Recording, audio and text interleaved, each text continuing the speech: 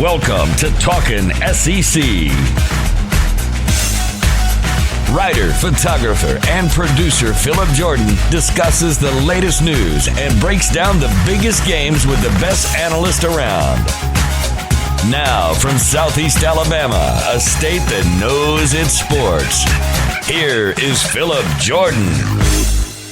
What's up, y'all? Welcome into Talking SEC. I am your host, Phillip Jordan from Last Word on College Football on 96.9 The Legend in Dothan, Alabama, where I'm the in-studio host and producer of Dothan Woods Football. Got a fun show planned for you guys today on this Wednesday, December 9th.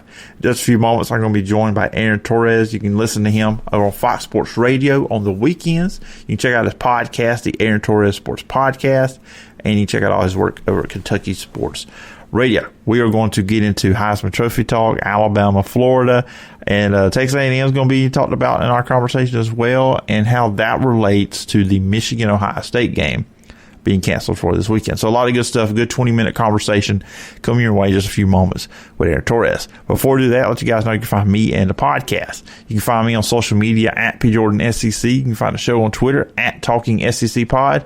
And, of course, the podcast is on Apple Podcasts, Spotify, and YouTube, and all your other favorite podcast platforms as well. Also, if you're on Apple Podcasts, please subscribe, rate, and review. Leave a review. I will read it on a future edition of the show. Now, let's get into a conversation with Aaron Torres. Everybody joining me today on Talking SEC is Aaron Torres. You can check him out on the weekends over on Fox Sports Radio. You can hear his podcast, the Aaron Torres Sports Podcast. Check out his work over at Kentucky Sports Radio. And Aaron, I told you this off air, but I do appreciate you taking the time out and coming on the show today. Phillip, my absolute pleasure, man. Happy to talk ball with you. And it's crazy, in one perspective that we are so close to the end of the season. But it's also crazy how fast it went by, how much is changing by the moment. It's definitely been a season unlike any other, man, but obviously really happy to join you. Yeah, it is. This is, correct me if I'm wrong, we should be, in a normal year, we would be looking at the Heisman Trophy presentation this weekend. Instead, we've got 2 weeks left of games. The conference championship games are next week. So it is kind of crazy to think about this past week. Normally would have been a conference championship weekend. We would have had Army-Navy this Saturday, which we still do have that. But the Heisman Trophy, yeah, it's crazy. And we are, for the listeners out there to know, we are taping this on Tuesday, of course, and not too long after before we hit the record, but in the big announcement with a Michigan-Ohio State not playing. And yes, this is an SEC-centric podcast, but I mean that's big news when it comes to the playoffs. Texas A&M, of course, they're not playing this Saturday either. Their game at Ole Miss got canceled. Just your overall thoughts on how that could impact a whole lot of people. Well, I mean, it's the biggest story in college football right now because as we record here on Tuesday, with this game not being played as we know it, and things are changing by the second, as we both said, Phil, as we know it, Ohio State cannot qualify for the Big Ten championship game. And for people who do not know, teams had to get in 6 regular season games. They have played 5. Right now, they're not going to play on Saturday against Michigan, and there's no easy path to getting them a game against a different opponent that they haven't played yet, without kind of messing up everybody else's schedule. And so, because of that, to me, it's a precarious situation. One, it just really sucks for the players, man. Michigan, like Jim Harbaugh, has gotten criticized for a lot of stuff, and I think it's fair. But he was one of the guys that was really outspoken about wanting to play. Michigan actually was one of the schools that did maybe the best job of keeping, the coronavirus and COVID-19 out of their facility. They basically had been there since July and had no major outbreaks. So for it to happen this late in the calendar year is just such a bummer. I know we make fun of Jim Harbaugh and poke at him and all that stuff, but I think he wanted to play. I know he wanted to play, and I know his kids wanted to play. So it's a bummer, but it brings up broader questions about, is Ohio State going to qualify for the Big Ten championship game? My understanding is, the Big Ten is going to meet and decide on that on Wednesday. Just a hunch, but I'm guessing they'll let Ohio otherwise. But then, there's obviously a little scuttlebutt on social media about getting Texas A&M and Ohio State together this weekend. I think it'd be great for college football. I don't know that either school wants to do it. I don't know that either conference wants to do it. But I do think it'd be great. So it's a fascinating situation because Ohio State, I still think, there's questions about not only them getting into the Big Ten championship game, but then how it would impact their playoff situation. and of course, like you said, so much else going on across the country. So as we record, well, first of all, I'm just kind of rambling at this point, Phillip, but as we record here, it doesn't look like Ohio State's going to be playing this weekend, and it's just going to lead to, again, the most fascinating dynamic in college football, which is how many games is too few before you say, man, we just can't put you in this playoff. Yeah, and you look at that, and when you compare it to Texas A&M tied into the SEC, I mean, when you look at resumes, I mean, we hear that all the time in a normal year with the committee. I mean, put it what Ohio State's going to have with the few games if they do or do not even go to the Big Ten championship game. I'm going to be intrigued as we get closer to the final, selection. When we get to the final rankings, if A&M does go through and only has the one loss, and then you put them up against Ohio State, I think that's an intriguing development and intriguing decision for the committee as a whole. Well, it is, and and this has been something, I frankly on my podcast, I've been talking about this since August, when it looked like, or maybe late August, early September, when the Big Ten officially came back, is I don't know how you punish teams that have been on the field at practice doing this since July, when, Ohio State, through no fault of their own, but, listen, they Notre Dame for sure, had a couple games under their belt before Ohio State ever took the field for practice, right?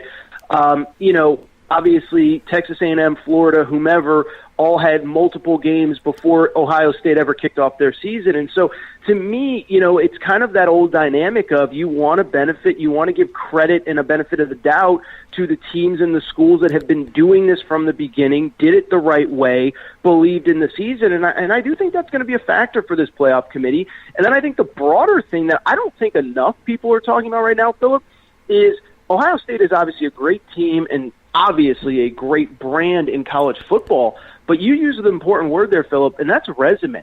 You look at that resume, I mean, I know Indiana's good, but, Ohio State's going to be facing a decent Northwestern team or a Wisconsin team next week that has 2 losses, and you start talking about the quality of their resume, it's just not there. And it's, again, partly through no fault of their own. It's not their fault that Penn State is having a historically bad season, that Nebraska can't figure it out.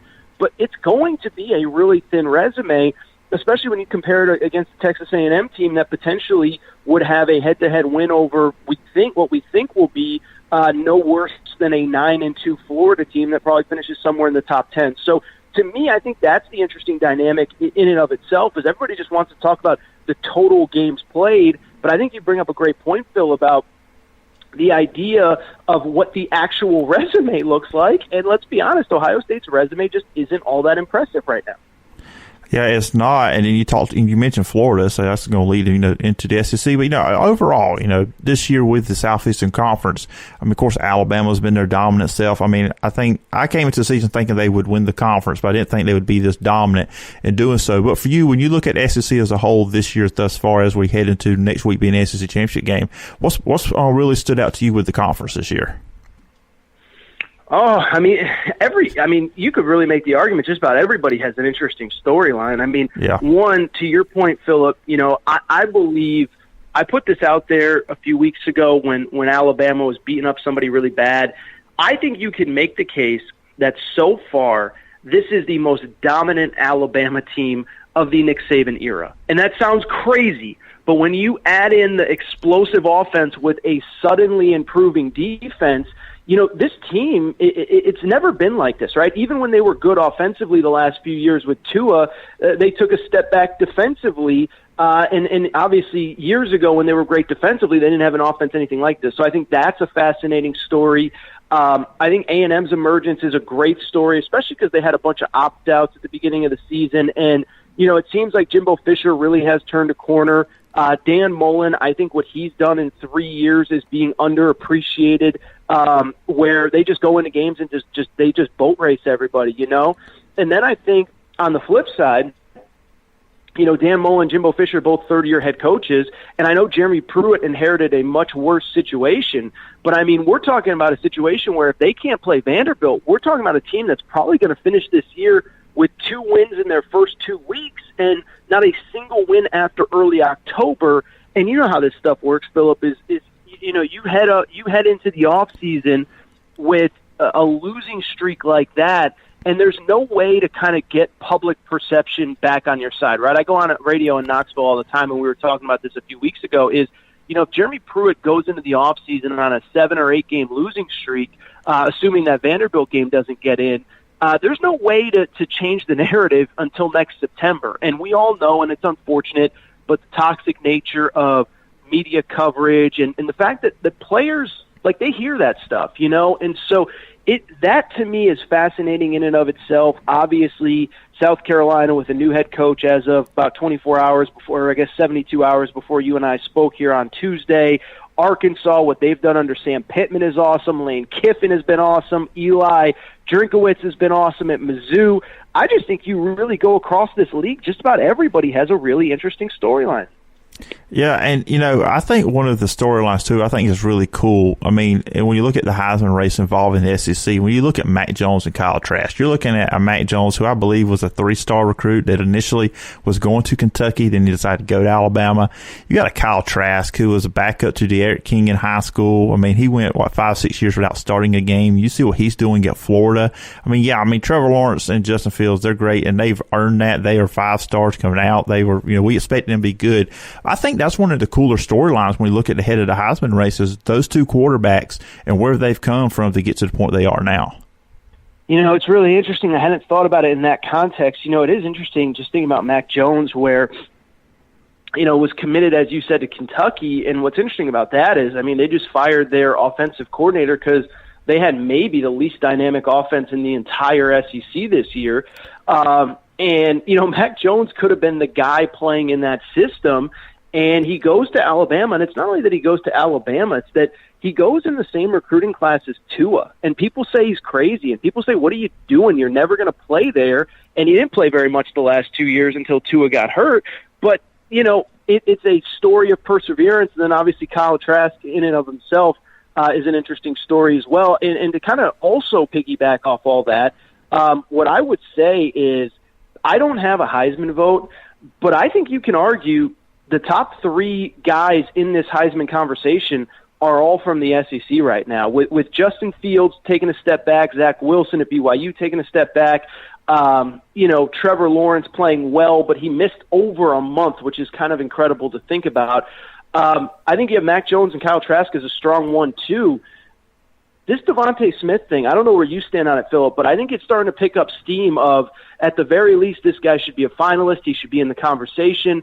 So I think it's just the Heisman race, as you said, we'd be getting an answer to that this weekend under normal circumstances, but just fascinating to me to see where we are, see the narratives that have come out of this. And I think also just in the Heisman conversation, it's interesting that it really does feel like there's starting to be some buzz about Devontae Smith getting some love, too. Yeah, when you think about with him, he's kind of always been the forgotten man in a sense with Alabama receiving corps, because last year when you had all 4 of them there, you obviously had Ruggs and Judy there. I mean, Smith, you knew how good he was. He made big plays. He scored a lot of touchdowns last year, but he didn't get mentioned a lot. And then coming in this year, it was all about Jalen Waddle. And then I'll remember a lot of people, especially down here where I'm at in Alabama, they were talking about when Waddle went down, oh no, what were we going to do? I mean, that's going to be a big blow. I'm like, you still got Devontae Smith, one of the best receivers in the country. I feel like he's kind of not been getting his respect up until this point. And I think finally on Saturday night against LSU, in prime time on a big stage on CBS, he finally got that opportunity to show, hey, I belong in this race. And you kind of got to wonder where Mac Jones is as a quarterback without him. And, let's just throw it out there too. You could probably make an argument for Najee Harris at the same time. I guess that just shows you how loaded this Alabama offense really is. Yeah, it's funny because, I've tweeted out a few times that if I had a Heisman vote, I'd give it to Mac Jones. I don't remember this guy. I'm not exaggerating when I say this, man. I don't remember him having a bad series all year long. Like, he's missed a throw or two, but not very many. And I got a lot of response from Alabama fans saying he's not even the most worthy Heisman candidate on our roster. Some people pointing to Najee Harris, some people pointing to Devontae Smith, but it is fascinating, and it really speaks to what Steve Sarkisian's done with this offense and really taking what Lane Kiffin did and bringing it to the next level. And I just bring it up because, to lose what they lost when you're talking about 2 first-rounders at wide receiver plus Tua, and then to your point, Jalen Waddle is, if you look at most mock drafts, the first wide receiver to potentially come off the board this spring. you're talking about 3 guys that are going to be first-round NFL draft picks off last year's roster, maybe the most dynamic receiver in college football this year, or at least we thought he was until we saw what Devontae Smith is doing, man. So it speaks to, like I said, it's crazy, Phillip, is, I think on the national scale, I do think there is a little Alabama fatigue. People are tired of Alabama being the best team basically every single season, especially at the very least in the SEC. And I think if you're a fan of college football, and certainly if you're not a fan of Auburn, and I know you are, but anyone other than an Auburn fan or maybe an LSU or Georgia fan, if you pay attention, it is kind of incredible what this offense is doing, where it's like video game numbers, and obviously anyone who's followed Nick Saban's career could have never imagined it. No. I mean, you would not think it would keep going like this. That's what's amazing. And I guess, I wanted to also ask you about, looking to next week. I mean, it's confirmed, and I think we all expect Alabama to beat Arkansas and Florida to beat LSU this weekend. So it's kind of like we're just kind of counting down, looking forward to when Alabama and Florida do get on the field. And Florida's offense has been great this year, but they don't like to run the ball, and they're not good at stopping the run either. For you, when you've seen Florida play this year, and of course we've talked about Alabama here, I mean, what kind of route? How does Florida pull that upset off in a week and a half? What I'll say in the broader picture is this: I got a buddy, Ryan Fowler, who hosts a radio show down in Tuscaloosa, and we've talked for months now. And we've really talked about it since the Georgia game. Is if you think you're going to beat Alabama 20-17, it's just not going to happen. And the teams that are going to potentially beat Alabama, I'll give you a better example, is I said this on Ryan's show the other day. I think this is the best Notre Dame team that I've ever seen in my life. I'm 35 years old, so I don't remember the 88 national championship team. But since I've started watching college football early to mid-90s, this is the best Notre Dame team I've seen. But I just don't think that they're dynamic and built in a way to beat Alabama, even though I think this is the best Notre Dame team that I've ever seen. And so I bring it up because I just think the way to beat Alabama is you're going to have to outscore them. You're going to have to go score for score with them, which isn't easy with the way their defense is playing, but you're going to have to go score for score with them because you're not holding this offense to 17 points. You're not holding them to 21 points. Maybe you can hold them to 27. Maybe you can hold them to 31, but you're not holding them to, like I said, 17 or 21 or 14 or 10 or 13 or whatever. And so when I look at Florida's path, I think that's the path.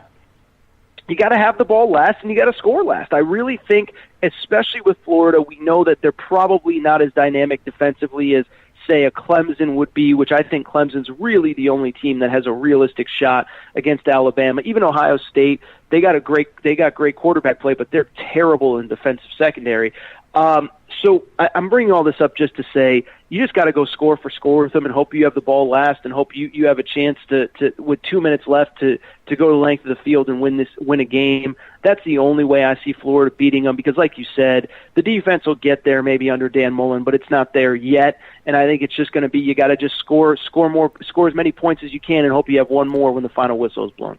Like for instance, for Florida, they're also going to need Alabama to kind of not play their A game that day, maybe make some mistakes, some turnovers. Maybe you can get pressure on Mac Jones off a blitz or something, and he throws a timely interception or something like that. You're going to have some stuff bounce your way, too, if you're going to beat them.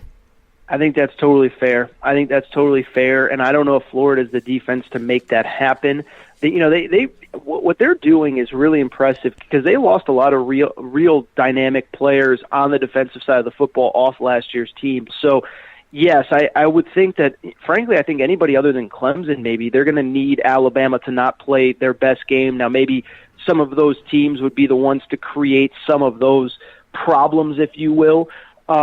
But, yeah, no, I think that's pretty safe to say is as good as Florida is, as good as Ohio State or Notre Dame would be in the playoff, as well as Arkansas has played this year. They're going to need some help, all those teams, to keep things competitive. In Arkansas's case, just to keep things competitive. But for a Florida, and Ohio State, and Notre Dame to upset Alabama, that's what it would take for sure. Yeah, absolutely. So it's going to be interesting this next week and a half leading up to that game and see what happens when Alabama and Florida do play on the 19th. And Aaron, I just want to say I do appreciate you coming on the podcast today. I appreciate you taking the time out to come on the show. Really great takes, great insight by you. And if the listeners want to follow you online, where can they find you and check out all the work you're doing? Yeah, man, best place to find me is at Aaron_Torres on Twitter. and that's the best place. All my podcasts, radio, articles that I write are all there. And, yeah, the Aaron Torres podcast, I do a lot of college football, a lot of college basketball. I've covered both for years. Hopefully, I said some interesting stuff here today, but obviously if you enjoyed what I did today, obviously I talk a lot of the same stuff, the same conversations on my podcast. Wednesday's show, which obviously will run right around the same time this one does, we'll obviously be talking Michigan, Ohio State. I thought the Urban Meyer stuff earlier this week was interesting, where it really looks like he might never coach college football again. But yeah, fun show. I think I'm a good follow, but I appreciate you having me, Phillip. Oh, yeah, always glad to have you on, and hopefully we can do this again sometime down the road. Anytime you need me, Phillip, just holler.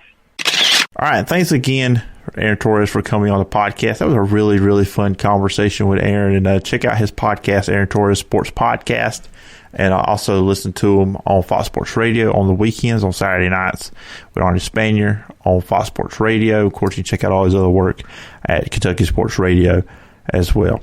Now, college football playoff rankings. Now, like I said in that interview and going into the interview, that was done early on Tuesday, but Tuesday night the college football rankings did come out. The top six stayed the same as it was last week. Alabama, Notre Dame, Clemson, Ohio State, Texas A&M, and Florida rounds out your top six. Alabama, okay, number one, they're dominating everybody. That's deserved, obviously. Notre Dame, Clemson, we'll figure that out next week on the 19th, which is big because if Clemson beats them, then you potentially or probably will see both Clemson and Notre Dame get to the playoff. You have Ohio State sitting there at 4. The committee's keeping them there. They're 5-0, but they're not playing Michigan. If they don't play another game or if the Big Ten doesn't change their rules, they're not playing in the Big Ten championship game. Will that have an impact on the committee? And then comes a point, in my opinion, you just got to play a certain amount of games. This is not Ohio State's fault. This is the Big Ten's fault. The Big Ten failed their conference this year. They could have started playing earlier when the SEC, Big 12, and ACC did. You could have put in a few off weeks where you could have made up some games like the SEC has done. The Big 12 and ACC, all them conferences are going to miss some games, but they played enough games to have a proper resume. Ohio State, to me, just doesn't have that. You've got the Indiana win, but where else do you have stuff you can really brag about when you look at that schedule for Ohio State? Honestly, if it comes down to it, if A&M wins their remaining game against Tennessee, you got to look at resume. What's bigger? Undefeated Ohio State would only go 6-0. Couldn't even play in their Big Ten championship game potentially because of the lack of games. Then you got A&M sitting there with one loss in the SEC, and they defeated Florida. Now, I will say this, and I said this with Coach Howell on Monday night, and I'll say it again here. I don't really want to see A&M there because they were dominated by Alabama before, and that's pretty much who you would match up with here. But resume versus resume, they equal. I would like to see Alabama play Ohio State or something like that, but you also got to say, do you deserve to be there with what your schedule, your resume, what is more important? And that's going to be a big decision for the committee going forward. Florida 6, Florida fans, listen to this. You don't have to worry about anything. Just take care of business. If you win out, you win the SEC championship game, you beat Alabama, you're going to the playoffs. So you do not have to worry about anything there. I was kind of surprised they dropped Cincinnati down to 8 and put Iowa State at number 7. Iowa State did jump up 2 spots. Iowa State's going to the Big 12 championship game. You'll be seeing them in Oklahoma playing each other once again. With a West Virginia win, though, was that really impressive enough to jump you up to the 7th spot and drop Cincinnati down? So that really tells me there. I was kind of curious going into this week what kind of scenario would have to take place for Cincinnati to get in. Right now, I don't think Cincinnati's got any shot. I don't think there's no way the committee's putting them in or any kind of Group of 5 team. Georgia is at number 9, 6-2. They dropped a spot. They were at 8 last week. A lot of people still, I think, are very critical, especially people outside of the conference, of Georgia's place in these rankings, and I get it. Their 2 losses were to Alabama and Florida. They don't really have an impressive win on the books. Probably their most impressive win was against Auburn. Auburn's a 5-4 team. They're trying to get 6-4 this upcoming week. So we'll see how that goes for Auburn. But for Georgia-wise, you can say, yeah, on paper they look good. They've been playing better with JT Daniels, without a doubt. That's for sure with them. But you got to look at them and say, do they really belong in the top 10? That's one I think is reasonable to be questionable on that one. Just looking further down at 13, Coastal Carolina went up 5 spots. Big win for Coastal Carolina. I was super impressed with them on Saturday against BYU. They physically dominated that game against BYU. And you looked at BYU, so you would think, okay, they must have better athletes than Coastal Carolina. I think a lot of people had that feeling that, hey, BYU will just show up and they're just a more physically daunting team. They'll win. Look, Zach Wilson didn't have a lot of time to throw. The defensive line of Coastal Carolina whipped the offensive line of BYU. There were several times where Wilson just didn't have time to throw the ball. And also at the same time, on the defensive side of the ball, BYU had issues stopping the Coastal Carolina run game. Coastal Carolina looked apart. Honestly, I think they belong higher on this list. I would put them ahead of Indiana and Miami, maybe not Oklahoma, but I think Coastal deserves to be up higher on this list. Going down, BYU did drop to number 18 here on the rankings, looking here on my paper. And then I guess, round things off too with this. When you look at the SEC, Missouri comes in.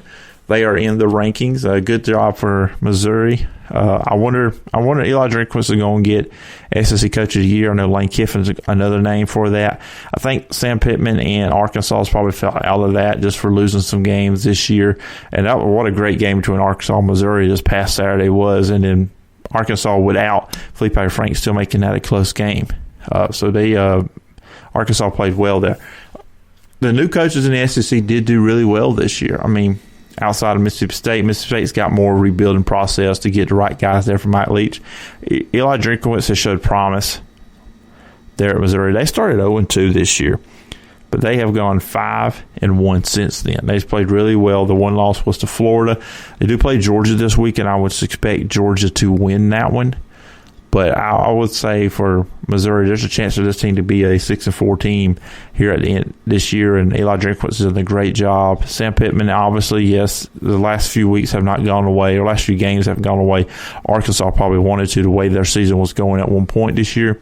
But they've shown signs that program's got energy and momentum. So if you're an Arkansas fan, you should really be positive going forward with your program. Ole Miss, see what Lane Kiffin is doing there, Get some defensive players in there, get his kind of guys in there that Lane Kiffin wants. That Ole Miss team is going to be tough to deal with. And once again, Mike Leach, got to get his guys in there, the right guys that he wants into that program. And I think Mississippi State will be fine too. One more piece of news or information. Didn't really get to talk about this on Monday's show when I had Coach Max Howell on. But Eddie Gran, offense coordinator at Kentucky, fired. Kentucky is kind of behind the times in the SEC now. They're really the only team out there that's like a run-focused, old school kind of team. They're a really good defensive team. They're third in the SEC when it comes to rushing yards per game. But offensively with the passing game, they're just not there. Total offense yards per game, they were last in the SEC this year, averaging 311.8 yards per game total.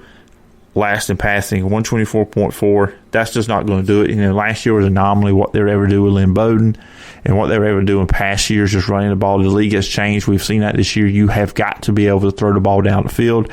Kentucky just does not have that. Terry Wilson was a really good quarterback for them. I think Kentucky fans will always look at him with a positive attitude, but Kentucky's got to push the ball down the field. They got to bring in some playmakers at wide receiver. Offensive line is really good this year. They may have had one of the better offensive lines out there in college football, particularly in the SEC.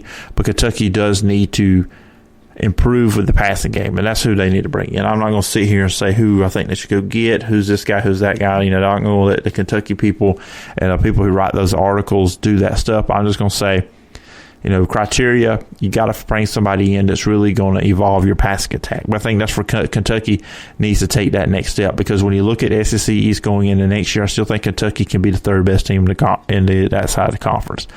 Tennessee, look, we'll see what happens there, but it's I don't know if Pruitt's going to get fired or not, but it's not looking good there for them. Missouri, that's a team you can be as good at. If Missouri is third best team in the East this year, you could obtain to be the same level as Missouri. No offense, Missouri, you've had a good year, but you're not going to be that kind of team that can just say, hey, we're going to be the third or even second right now. Kentucky, you can catch that. So Kentucky is fully capable of being the third best team in the conference next year. With Joey Gatewood bring the right coordinator in that's really going to evolve their passing game, Kentucky should find their way with the passing game pretty good. next year and in coming years, because everything else they've got it there.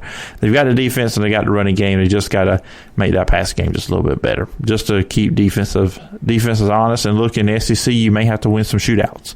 And right now, do you trust Kentucky to be able to do that? I don't think so with the way the offense looked this past season. Well, guys, that's going to do it for this edition of Talking SEC. Hope you enjoyed it. Thanks again to Aaron Torres for being a guest on today's show.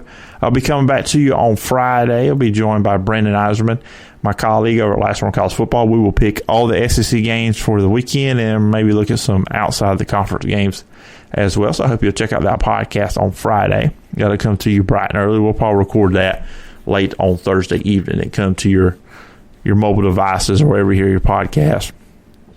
First thing Friday morning.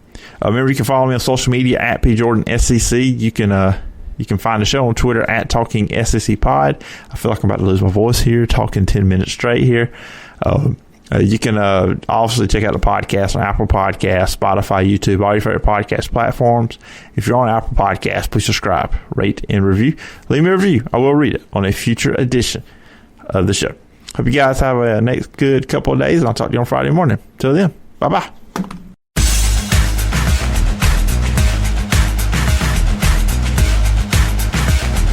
Thank you for listening to Talkin' SEC. Follow Phillip on social media at PJordanSEC and the show at Talkin' SEC Pod. Subscribe to the podcast on Apple Podcast or wherever you get your podcasts. We'll see you next time when we're talking SEC.